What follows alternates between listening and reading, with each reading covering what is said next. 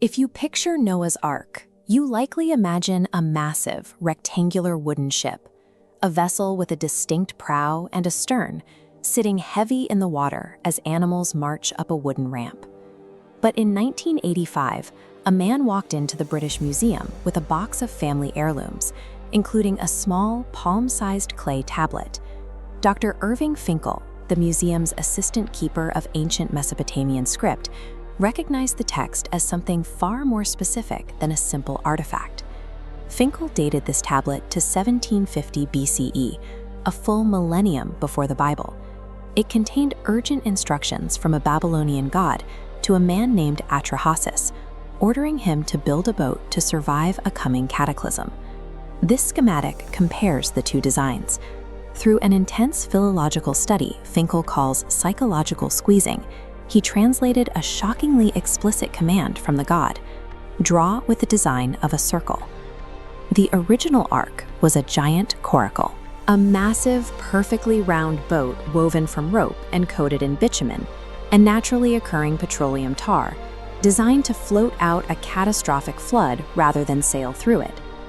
This mathematical blueprint illustrates the literal nature of the text.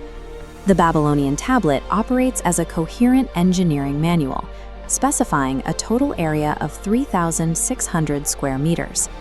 It calculates the thickness of the structural ribs and the exact volume of bitumen needed to seal the hull. And buried in those instructions is a fragmentary line describing the loading process.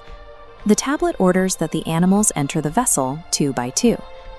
Curious, these exact engineering and boarding details existed in clay 1,000 years before the Book of Genesis was written. Finding them here creates a massive historical vacuum. How did this specific technical data migrate into the biblical narrative?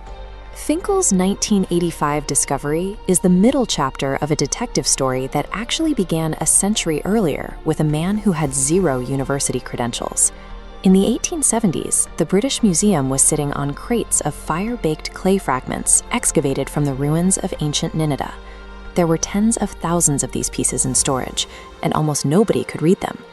George Smith was a working-class apprentice who engraved banknotes for a living. Smith applied the microscopic attention to detail required for engraving to the ancient clay, teaching himself cuneiform, a script of wedge-shaped marks pressed into wet clay, during his lunch breaks. In 1872, Smith translated tablet K3375, part of the Epic of Gilgamesh. He read of a ship grounding on a mountain and birds released to find land. These exact parallels proved the biblical flood was an adapted Mesopotamian tradition, the ancestral draft of Noah. Smith realized the magnitude of the discovery. He froze in sheer shock. He shouted that he was the first to read those words in 2 millennia. Then he literally began stripping his clothes off. Smith's ecstatic reaction marked a turning point in history. He had demonstrated that sacred texts are living, editable documents that evolved over millennia. The 1200 BCE Assyrian text found by Smith represents a refined edit in a chain of version control stretching back 1,000 years before that. This timeline tracks the myth's evolution. Version 1 is a Sumerian text from 2100 BCE. Version 2, the Babylonian Atrahasis from 1800 BCE, features gods starving without human sacrifices. In version 3, from 1200 BCE, scribes scrubbed out the starving gods, making it grander. This continuous ancient version control sanitized the myth's messy origins long before the story was exported into the Hebrew Bible. There is a final layer in the linguistic analysis of the Akkadian text, the ancient Semitic language of the epic. The specific vocabulary used to describe the boat and the floodwaters is pulled entirely from human childbirth. The circular boat is described using the vocabulary of a womb. The floodwaters act as amniotic fluid, and the survivor emerges like a newborn. Based on this linguistic evidence, the flood narrative functions as an intricate metaphor for the earth giving birth to a new humanity. These broken clay fragments, deciphered by an obsessive engraver and a modern philologist, prove our ancestors were not so different from us.